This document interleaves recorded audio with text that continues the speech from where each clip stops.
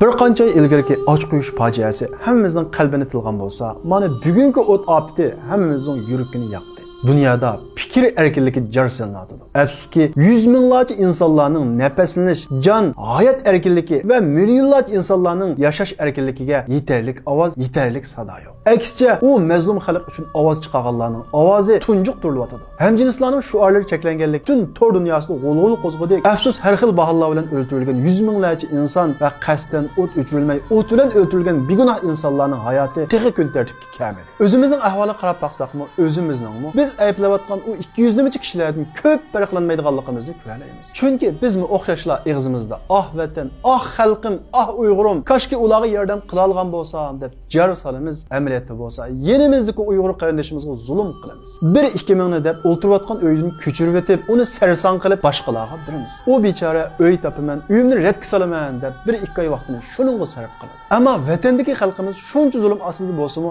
har qatim bizga o'xshamagan darslarni beryapti. Ochqish fojiasida bizga bani tengishdan iborat bu darsni bergan bo'lsa, mana bu o't opitida ziyonga uchraganlarga haqsiz uy tayyorlash va ularning uyini bezab berishga o'xshash qarindoshlik va uyg'urlik darsini bizga beryapti. Endi o'zimizning ahvoliga bir qarab boqaylik. Hozir uyg'ur jamiyatimizda o'tirayotgan uyining egasining uyg'ur bo'lmaganligi bir yaxshilik, bir ortiqchilik, bir baxt hisoblanadi. Nima uchun? Chunki yot millat uningga uyg'urdek zulm qilmaganligi uchun. Chunki yot millat uningga 1-2 mingni deb uyg'urga o'xshash ko'chirib o'tib sarson qilmaganligi uchun. Shunga vatanlik qarindoshlarga yolg'on hisdoshlik qilmaydi. Agar biz ah vatandagi xalqim, ah vatandagi uyg'ur, koshki sizlarga yordam qila olgan bo'lsam degan bu so'zimizda rostchil bo'lsak, yenimizdagi uyg'urga zulm qilmaylik. Yordam qila olmasakmi, ularga yot millatga o'xshash insof bilan muomala qilishni o'rganaylik. Ularni haqorat qilmaylik. 1-2 ming qo'yinda ularni jafoga qo'ymaylik. Ularni vatandagiga o'xshash bizning qarindoshlarimiz. Koshki ularga yordam beralgan bo'lsam degan qarindoshlarimiz o'xshash qarindoshlarimiz. Shundaqla vatandagi ayollarga, bolalarga bo'lgan ish og'irtishimiz, hisdoshligimiz rost bo'lsa,